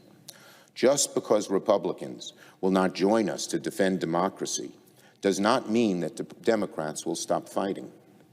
This matter is too important not to act, even if it means we must act alone to get the Senate working. Now, Reese, different civil rights activists, they say that they are going to be targeting MLK Day to put pressure on the White House, and I'm going, that's a month. What the hell are y'all doing right now? Black Voters Matter, they've been out there in the streets for all year. Reverend Dr. William J. Barber, the Poor People's Campaign, they've been out there as well. But frankly, and I saw a tweet where Derek Johnson, the president of NAACP, says they look forward to a White House meeting with Joe Biden. No, this is not time for a meeting. This is time to put the kind of pressure on them. You even had Arizona Senator Kristen Sinema, who reasserted that she does not want to get rid of the filibuster to pass voting. Now, keep in mind, they did get rid of the filibuster to increase the debt ceiling, but not to deal with voting. Chuck Schumer's weak as shit. I'm just going to say it because he gets a free pass and all this. They stay up Vice President Kamala Harris' ass. They even stay on Joe Biden's ass. And yet Chuck Schumer sound like he just a regular schmegular senator and not the majority leader. What have you been doing all year? You knew the filibuster was going to be an impediment back when you first became the majority leader, and they damn near filibustered the Senate rules change. So you had to share power with Mitch McConnell, and you couldn't push through Biden and Harris nominees. What have you been doing? This did not sneak up on the Senate Democrats. This did not sneak up on Majority Leader Chuck Schumer. You have been asleep at the wheel, or you've been ineffective. You pick your poison. You want to say that you just haven't been thinking about it. You want to say that you've been completely ineffective at it. But it is inexcusable that we are now going into the next year and we're still talking about addressing something that should have been addressed really at the very beginning of this Senate session. He is completely out of control with his caucus. He's sitting up there. Who was your audience for that? Because the people that you have to get in line are Kristen Sinema, Joe Manchin, and whoever's hiding behind those two miscreants, and people who are trying to keep this Jim Crow filibuster alive and well. And so I'm sick of speeches. I'm sick of platitudes. I don't want to hear about how important it is. I want you to get the shit done. And just like how they raised the debt limit with very little fanfare, they carved out the exception with very little fanfare.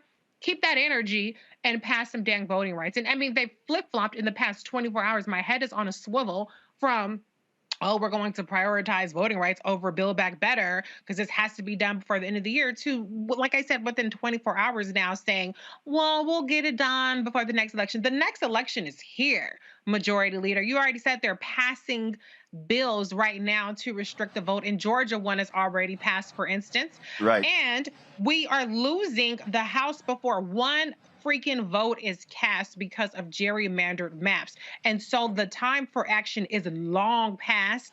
figure out a way to twist some arms, crack some skulls, bribe some people, whatever Mitch McConnell does to keep his people in line. Chuck Schumer, you got to figure out how to harness that energy and get your people in line, because this is a must pass, not a nice to have, but a must pass. Before I go to Greg, this is Pastor Raphael Warnock, U.S. Senator from Georgia, speaking on the floor of the U.S. Senate a couple of days ago, talking about bipartisanship. Listen to what he had to say. What about bipartisanship? Isn't that important? I say, of course it is. But here's the thing we must remember. Slavery was bipartisan. Jim Crow segregation was bipartisan. The refusal of women's suffrage was bipartisan. The denial of the basic dignity of members of the LGBTQ community has long been bipartisan. The 3/5 compromise was the creation of a putative national unity at the expense of black people's basic humanity. So when colleagues in this chamber talk to me about bipartisanship, which I believe in, I just have to ask, at whose expense? Who is being asked to foot the bill for this bipartisanship? And is liberty itself the cost? I submit that that's a price too high and a bridge too far. Greg Carr. Yeah, I mean, Senator Warnock, of course, is right. And of course, it doesn't matter. There are no words that are going to change the cosplay coal miner from West Virginia. And there are no words that are going to change the airhead from Arizona.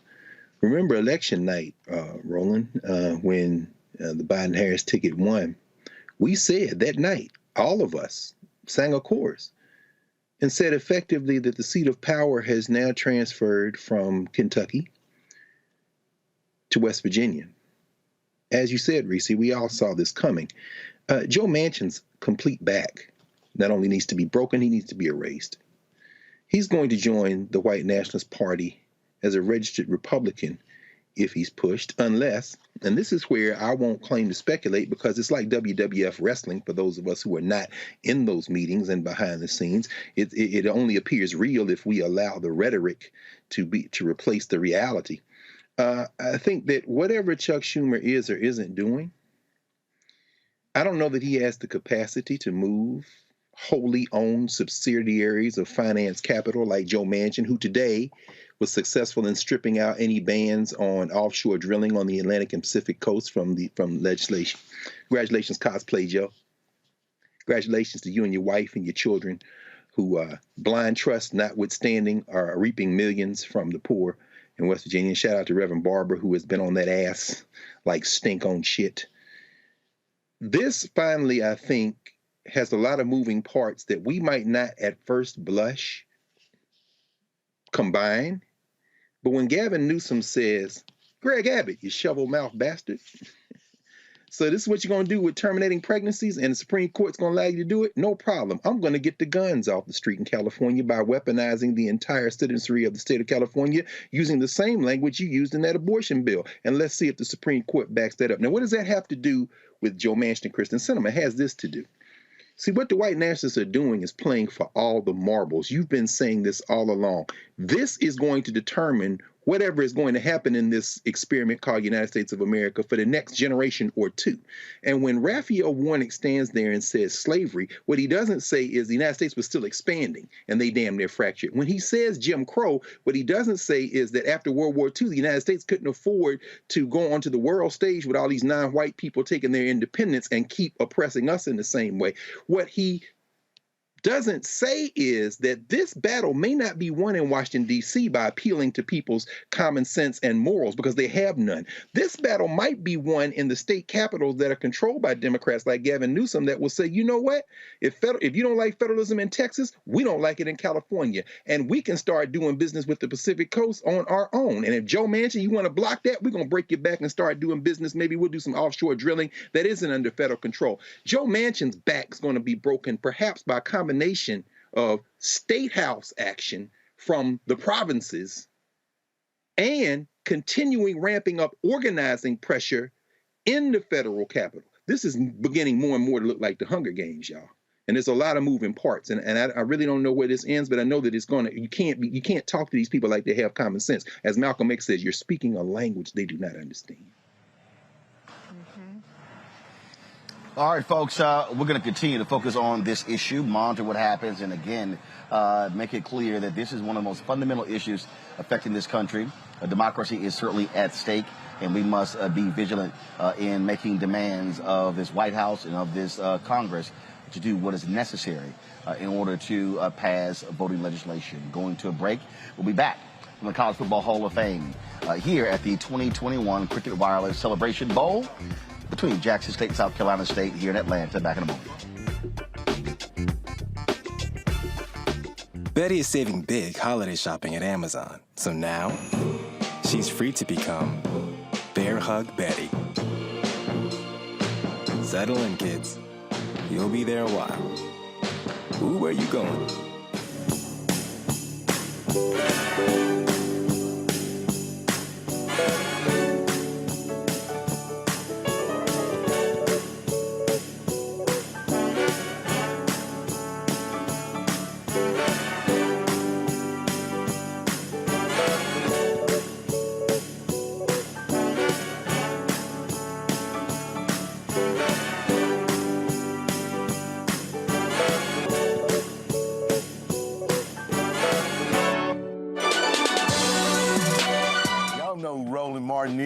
He got the ascot on, he do the news. It's fancy news. Keep it rolling.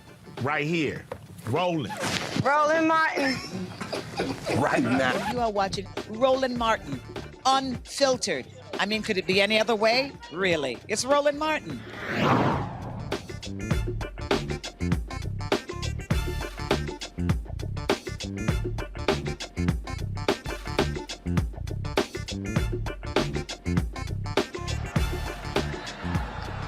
All right, folks, you're watching the Disney Showcase dinner for the Jackson State and South Carolina State football teams and their fans, alumni, and administrators. The 2021 Cricket Wireless Celebration Bowl. That is Coach Deion Sanders, head coach at Jackson State, who's there. And so we, of course, are here all week partnering with Coca-Cola to share with you what's been going on here. We were at the World of Coca-Cola last night. For the opening event, and so we were with them. And then, of course, tomorrow it's a full day of events. We've got both teams visiting the Children's Hospital of Atlanta. We've got the both coaches having their news conferences taking place. The commissioner of the MEAC conference is going to have a toast and roast as well. Then they got the SWAC Hall of Fame dinner tomorrow night. We're going to be live streaming all of those events, giving you full coverage of what's happening here in Atlanta, talking with these individuals. We talked with the South Carolina State coach, Buddy, last night. Hopefully, we will have an interview with Deion Sanders tomorrow, talk with the South Carolina State president as well. And the reason this is important, and let me say this, is because last night, Greg and Reese, it was pretty cool to sit there and have all those young brothers who wanted to hop on the microphone, who wanted to talk, who wanted to talk about their teams. They were all quite excited to do so, and that's important. And the reality is, Black-owned media needs to be at places like this, telling our stories. And that's why these things matter. And so, I get a kick out of these people who love to be holier than thou, think they are the most conscious folks in the world, and who love running their mouths, talking about who's doing what, who's not doing what. And this is what I've always said, Reese and Greg. If you spending your time complaining about what I'm doing, that means you ain't focused on what in the hell you should be doing.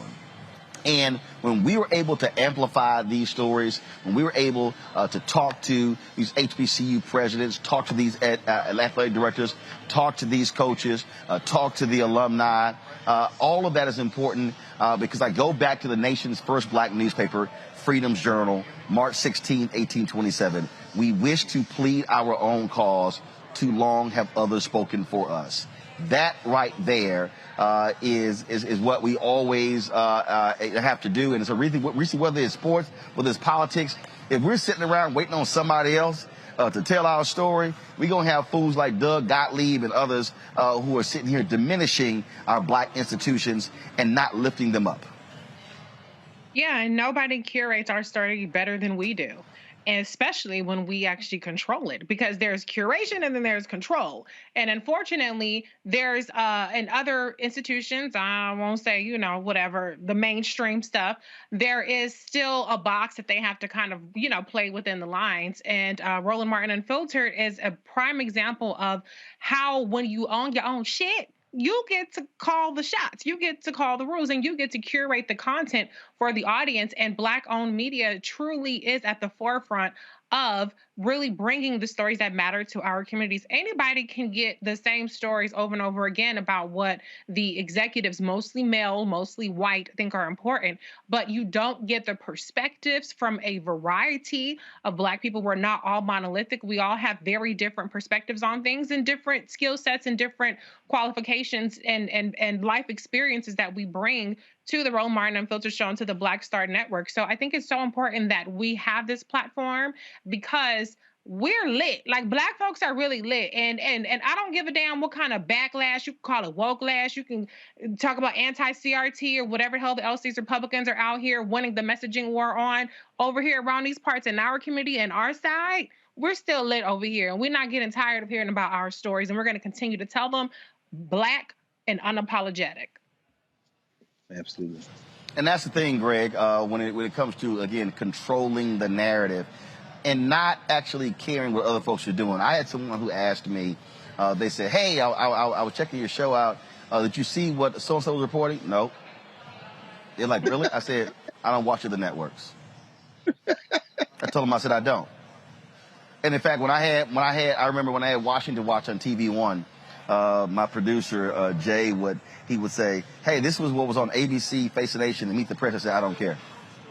I said, I will, whatever they do will never dictate what the hell I do. And I've always, you know, had that view. And I think that the thing that, and also what just trips me out, Greg, you know, all these folks who love my mouth, running their mouth, they don't go nowhere.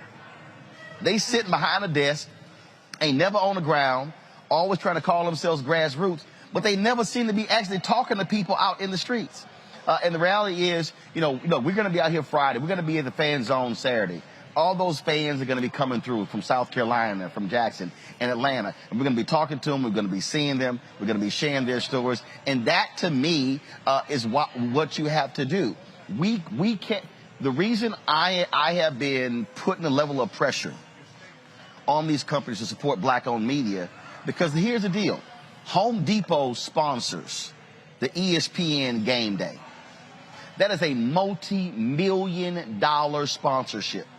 So the reason they can have massive stage and bring in Amigos and bring in all these entertainers and stuff, because they got a massive budget.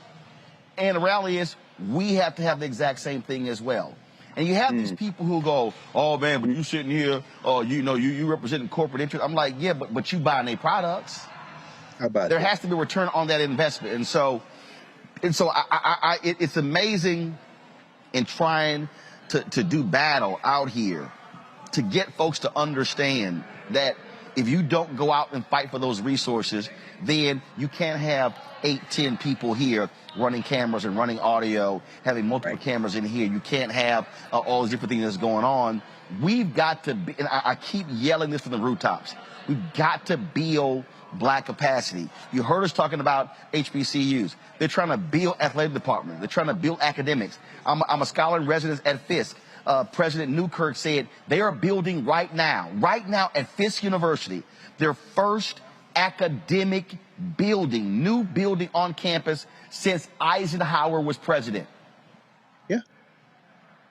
Let me say that again, folks. Since Eisenhower was president. And so what we are trying to talk about on this show, whether it's our marketplace segment brought to you by Verizon, where we focus on black businesses, and our tech talk focusing on black entrepreneurs who are in technology, is we got to be building black capacity. I am tired of black people saying we do more with less. How about we do more with a lot more? Exactly. How about we do right? I mean, and I get it. I mean, we have been conditioned to, man, if we can take a small amount and go a long way. Well, how about we get a big amount and go a longer way? It's about building capacity, and that's what this battle is about: building capacity.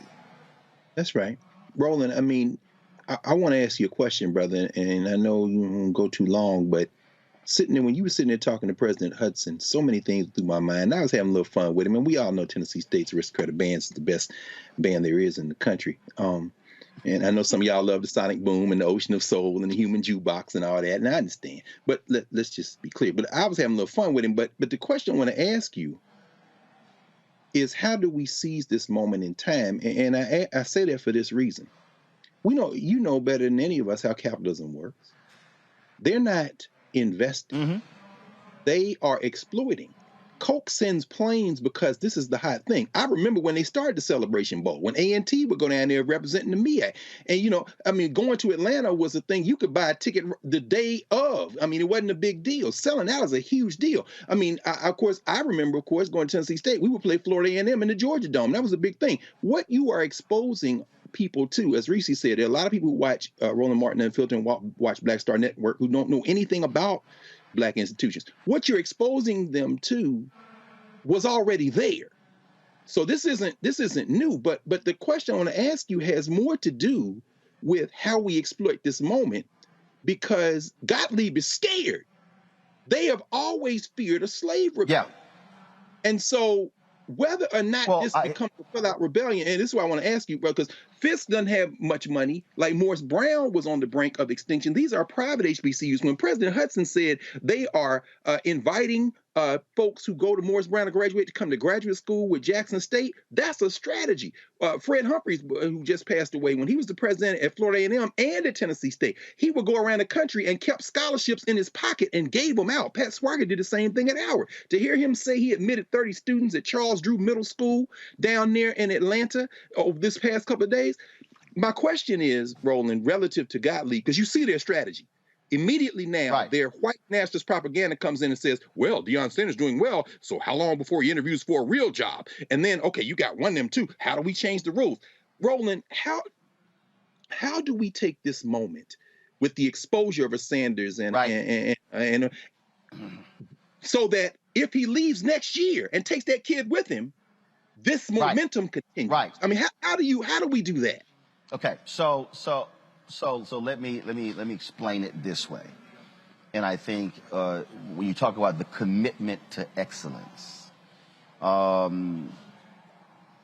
you have to understand how they're going to try to say no. So we have been in numerous conversations with sponsors, with advertisers, with ad agencies. And they were looking for ways to say no. Well, we knew what they were doing. I go back to when I worked in daily newspaper. I said, I'm going to work on all of my weaknesses. So if you don't give me an opportunity, it's only one reason left. That's it. And so it's a commitment to excellence. And so we were sitting here, and one of my buddies from Coca-Cola walked up to me, who just said, man, this is just what he just said. He said, your professional setup is amazing. So let me say that. So give me the shot. Fine, give me this camera right here in the pan. This is the whole point here. You have to have a commitment to excellence, not black excellence. Excellence. Right. Let me repeat that. Not black excellence. excellence. How we shoot, what our lights look like, what our setup looks like, all those different things. So the resources, see, and I'm really people listening to what I'm saying here. The resources that we receive allow for us to then be able to expand and build capacity. So I'll give you a perfect example. So as we're sitting here right now, this camera that's showing on me right now is a Canon C300. It's one here, here, here, and this mobile camera right now. There are 5 of them. I need everybody to listen to what I'm saying. The body of this camera alone is $9,000. The lenses that go with each one takes it up to almost $20,000. When we launched Roland Martin Unfiltered in the Black Star Network, we could not afford even one of these cameras. So what we did was I bought 3 Canon XA25 HD cameras. They served the purpose. The second year of the show, we purchased 3 Canon XF405 4K cameras. Leveled up. Third year, we purchased 3 of the Canon C300s. This year, we bought 2 more of the Canon C300s. These cameras alone, these 5 cameras, are $100,000. You've got a Kessler slider that's on the ground, it's $6,000. You've got a fly pack. Is that camera on? Okay, come on. Give me that shot. So you see where Henry is over here. That's a portable fly pack.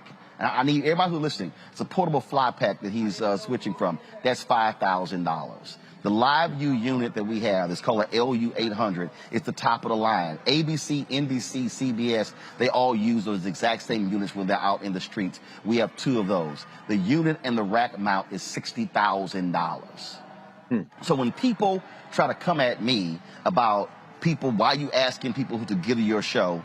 Because this now allows for us to be able to build capacity to do what we're doing, to be able to have a camera inside of the room, to be able to have 5 cameras out here, to have a mobile camera right here as well. That's what it does. It allows us to be able to purchase a Sprinter for $188,000 and mount 3 cameras on the outside of it when we're broadcasting marches live. It allowed for us to be in Austin, Texas. When I was live from the state capitol, we had Mark Thompson, who was in the Sprinter leading the motorcade to the state capitol. Mark was live from our Roro-mobile. I was live from the state capitol in Austin, all with a small footprint. And it's capacity. And so the reason I push my team hard to look good, for our graphics to be strong, is because I am removing all excuses.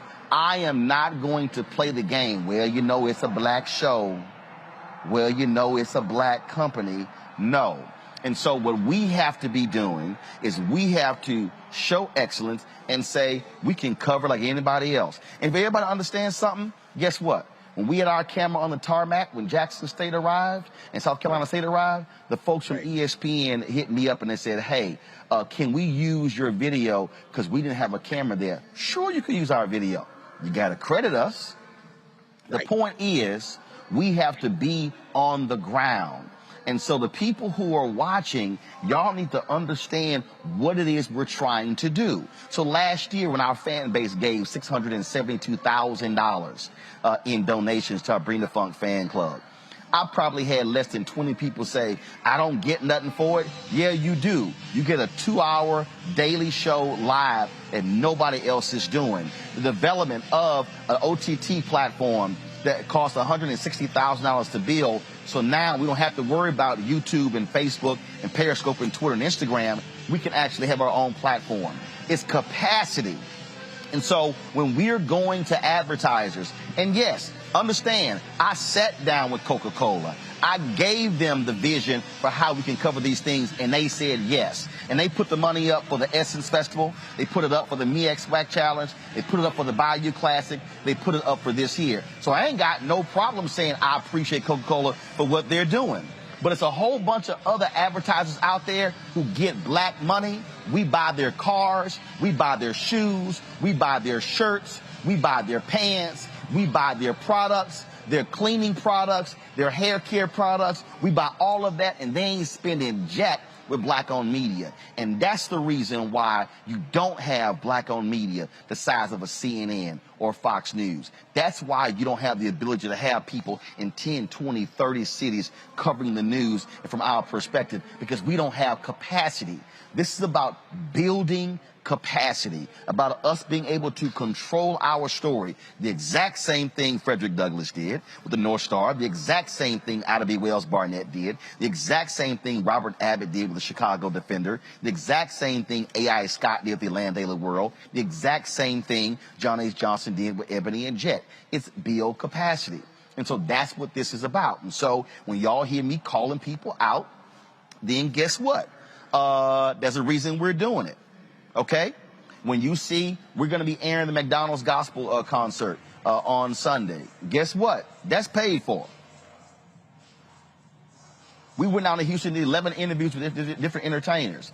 We purchased a lot of McDonald's food. McDonald's should be spending more money with black-owned media.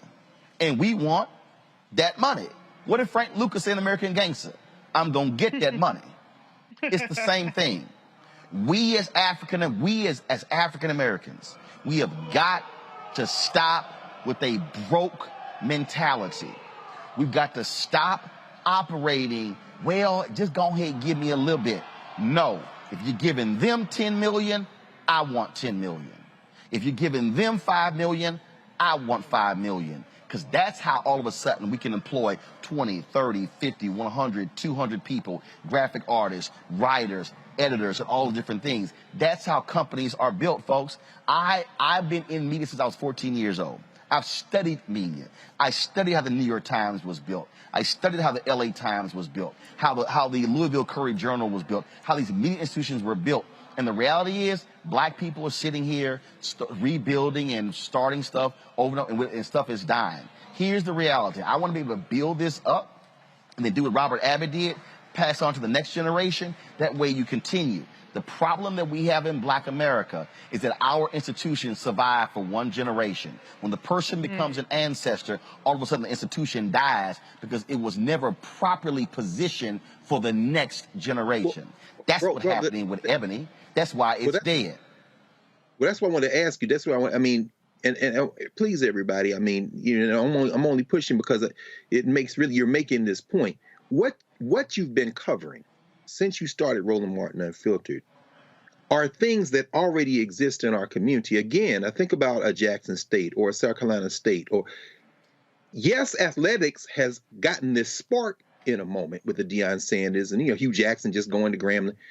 But the fact of the matter is those same institutions have been producing, as you said, Reese, and earlier I think Kelly made this point, human beings with degrees. The AD of Jackson State just said that his grade, his graduation rate, and not only that, they've been producing the journalists, they've been producing the scientists, they've been producing the teachers. And what you have done by taking your cameras into black communities, and again, this is why the critics say that's just noise, is showing, not only holding a mirror to ourselves, but also showing other people around the world, frankly, that, hey, we're already here. So I guess my question is, how, because again, Deion Sanders is like turn on a spotlight and he was like, now if next year he's the coach at Florida State, and I'm not saying he will be, but I'm just saying, if that happens and that light goes off of Jackson State, that's not going to change what Jackson State has been doing.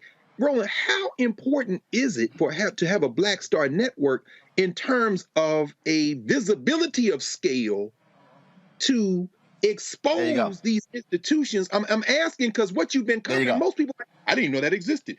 That room right there, you in Atlanta, that room happens every time. In Memphis at the John Merritt Classic, it happens at Tuskegee. I mean, but you're showing it now. How important is having that platform of scale? So, I mean, there you go. Well, because again, you're not asking anybody else for permission. And you're not saying, hey, can you give it 20 seconds? No, we can give it 5, 10, 20, 30, 40, 50 minutes, an hour.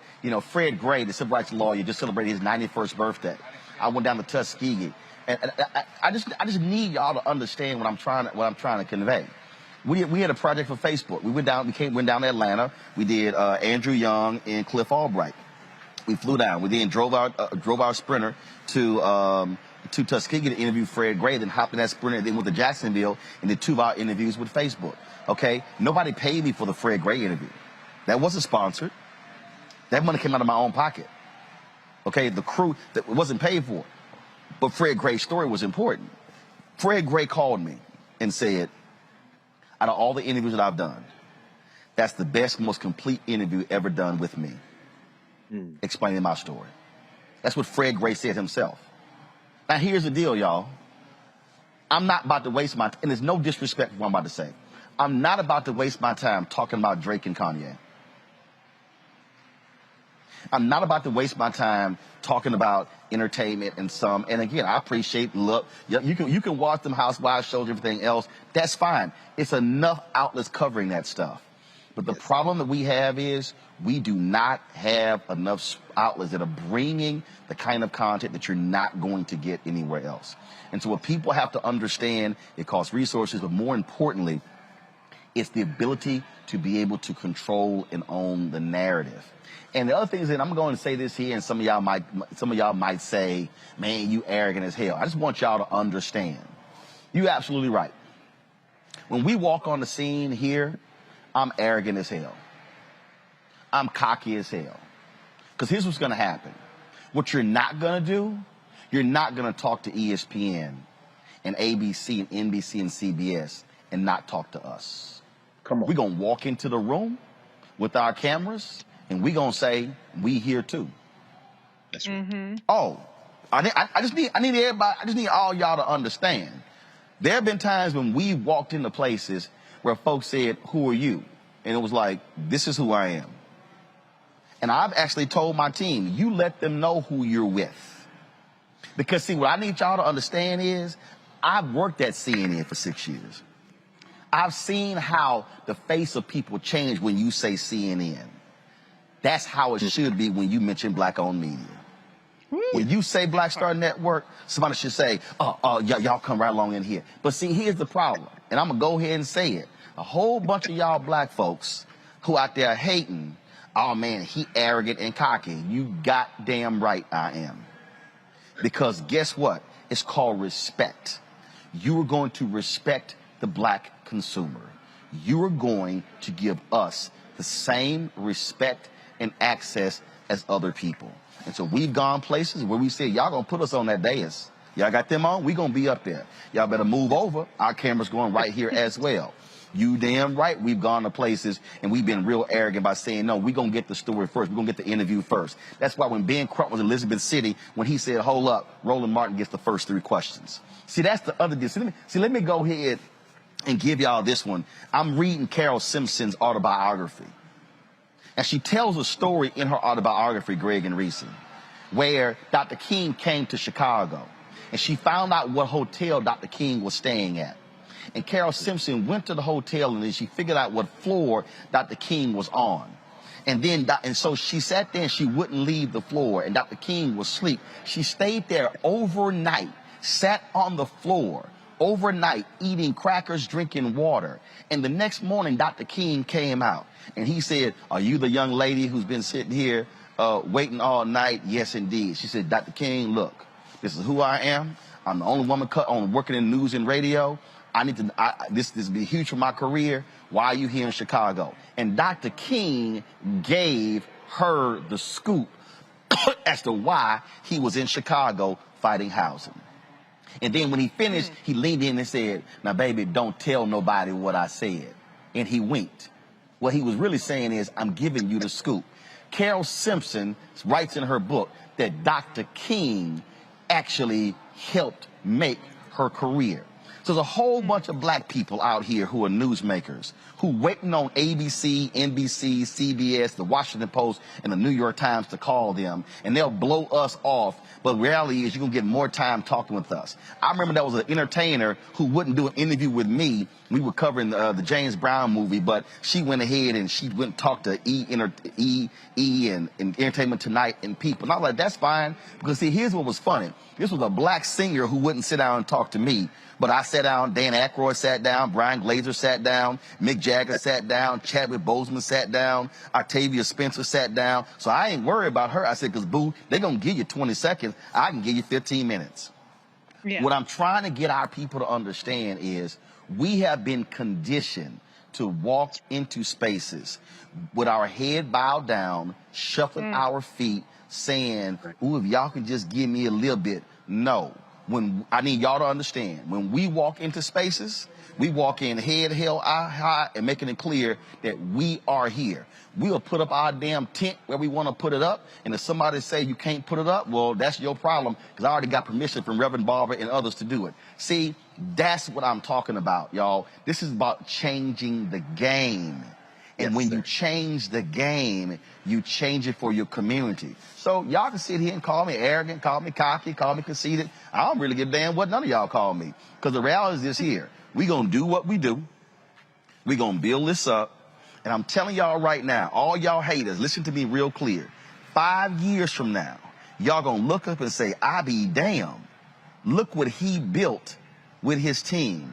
It's because we had enough self-respect as black-owned media that we were unwilling to think that we are second class. Roland, can I add one thing?